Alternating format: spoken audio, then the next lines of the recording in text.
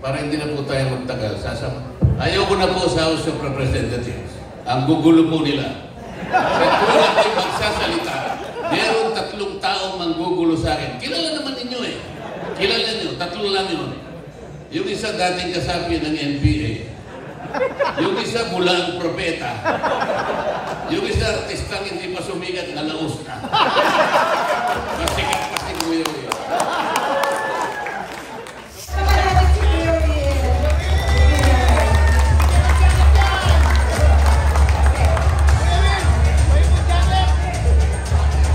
Okay, let's proceed po sa ating next job report. Let's all welcome Senator Marcoleta.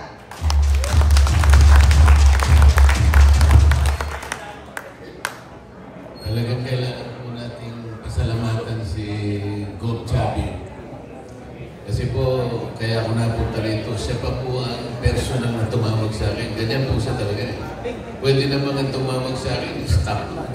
Pwede naman ganyan. Pero siya pa po talaga. Sabi niya, dumiretso ka na sa clubhouse sapagkat marami ang darating. At doon na tayo magkita-kita. Mabuti naman po, nakita ko si Kaobet, si Kalanto, si Kaboy. Sabi kayo pong lahat na nanggaling pa sa napakaraming lugar. Iba po, malalayo. Nakita ko po yung taga-Misamis Occidental. Pero galing ng Isabela, may Quezon. Talagang nagsikap po kayong pumunta rito para magkadaupang palang po tayo. Inaasahan po namin na yung binabalak po ni Gov. Singson sa pamamagitan po namin na gusto niyang tulungan ay magaganap po. At ako po naman ay natutuwa, isa po ako sa kanyang inasahan na maaaring makatulong po sa napakaraming problema po ng inyong sektor. Ano po?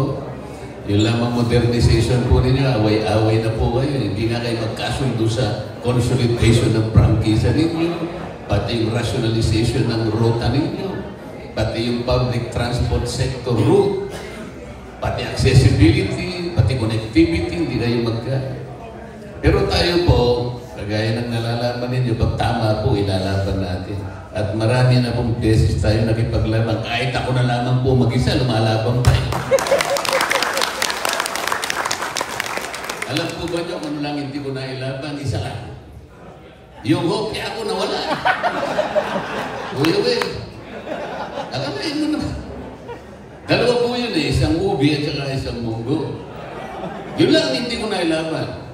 Pero yung sa inyo po talagang ilalaban po namin ni Senator Ping at saka ni Senator Soto. Ewan ko kung kasama pa ito.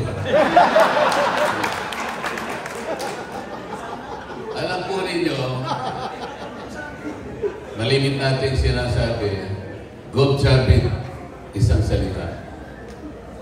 Napakalalim po nun ako, sa dami na po ng nangyari sa buhay ko itong mga nakakarang araw.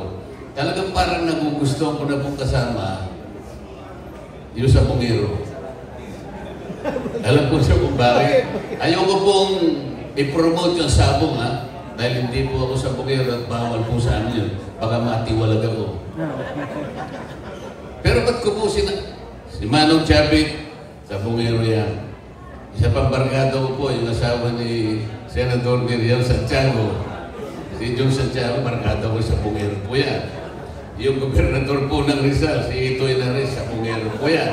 Napakarami, ayoko na po sabihin ng iba. At bakit ko po sinasabi ito? Meron po silang isang katangian. Isang ugali na sa kanila mo lang makikita. So, baka hindi po nyo alam. Ang sa Pungiro po, walang pinipirmahan pong kontrata yan. Hindi po nagsasalita, senyasan po yan. Pag sabi niya, di ba? Oo. Oo, di ba? Bakit ko po ina-emphasize ito? Senyasan lang. Pero matibay na po yun.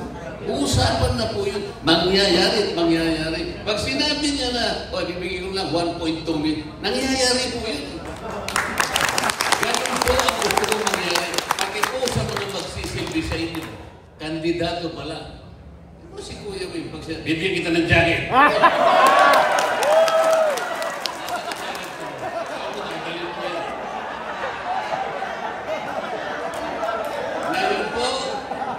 ngayon po, nakasulat na nga, hindi pa ginagawa. Nasa batas na nga. Kung minsan nasa batas, nakataga sa bato, pero kung minsan yung batas po kailangan po ayusin na kasi po bulok na yung jeep, yung batas nandun pa rin. Kailangan bang 4136? Diba? Yun po yung problema. Pero, para hindi na po tayo magtagal, ayaw ko na po sa House of Representatives. Ang gugulo po nila. Kaya kung ako'y magsasalita, meron 3 taong manggugulo sa akin. Kilala naman ninyo Kilala nyo, 3 lang yun. Yung isa dating kasapi ng NPA. Yung isa mula ang propeta. Yung isa artistang hindi pa sumigat na laos na. Masikat kasi kuya yun. So ganun po tayo, isang salita at lalaban po tayo. Salamat po sa inyo lahat.